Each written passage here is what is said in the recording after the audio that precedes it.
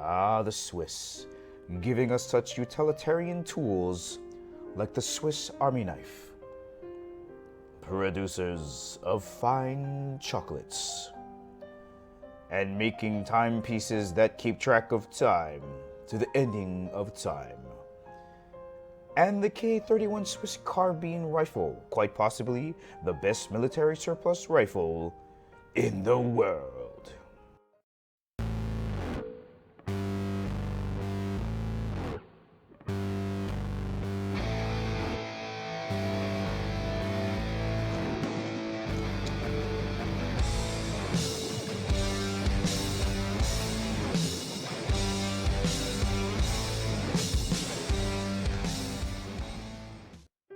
I'm calling this unfair, guys. Like, seriously, here's their stat sheet. But the Swiss are already known for their marksmanship and the precision, and when they produce a rifle that's this good, it's totally unfair.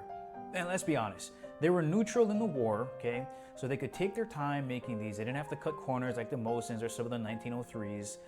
They put match-grade quality barrels in these things using the 7.5 by 55 non-corrosive round that's basically a 308 bullet. Perfect storm. Perfect storm. Here's a look at the 6-round detachable magazine with the release actually part of the magazine. That's cool. Loadable by charger strips that kind of look like a waxy cardboard material. Here's a look at the front sights, or sight with the ears, adjustable for windage. There's a look at the crown and the front. Non-corrosive stuff being shot through there, and it was protected by that muzzle guard in the front. You can see the stacky swivel attaching to the bayonet lug. Let's have a look at the bayonet.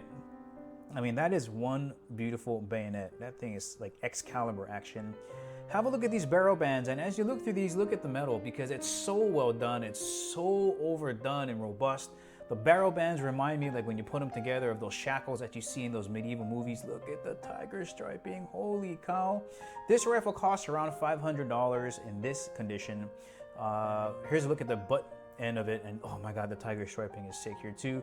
These rifles are also known for having the service person's information on the bottom of the butt plate. This one unfortunately didn't have it, but it's got their name and their rank and maybe what their occupation was. But my god, look at the tiger striping. Here's a look at the metal working again. I mean, it's so high quality. Here's a look at the Swiss crest and the sights. You know, these sights by themselves, 100 meters to 1500 meters, these sights are a work of art by themselves. And when you guys see the straight pull bolt out of the actual receiver, that's beautiful as well. I mean, that is a work of art. Let's have a look at the cocking knob or the safety here. There's almost no machine marks on this thing, and this is so much easier to operate than the Mosin, the Con safety, which feels like you're giving birth when you try to put it into safety. But very easy to work. It's got a nice hole in it, so if you're using, of course, gloves, the Swiss are up in the, the Swiss Alps, so they might have had gloves. Very easy to operate and manipulate.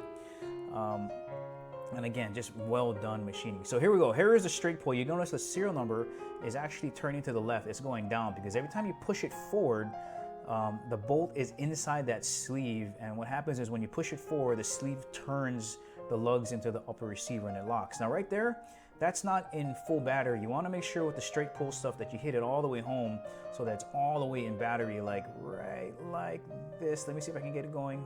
Come on, push it forward there. That's not in battery. Okay, I gotta push it all the way home. Here's a look at the bolt outside of the actual gun or rifle itself.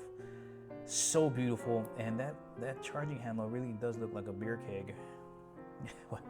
But again, when you push it forward, it pushes up into that camming area and it closes the lugs to the right. Let's talk about the trigger. Two-stage trigger, very long first stage. It's taking up all that poundage. So by the time you get to the second stage, you have a nice light 3.5 to 4 pound trigger.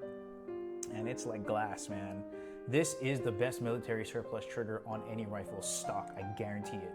Let's have a look at it here. I'm gonna do a pull for you guys. I think this one came in, was it 4? Yeah, let's call it 4 pounds or whatever.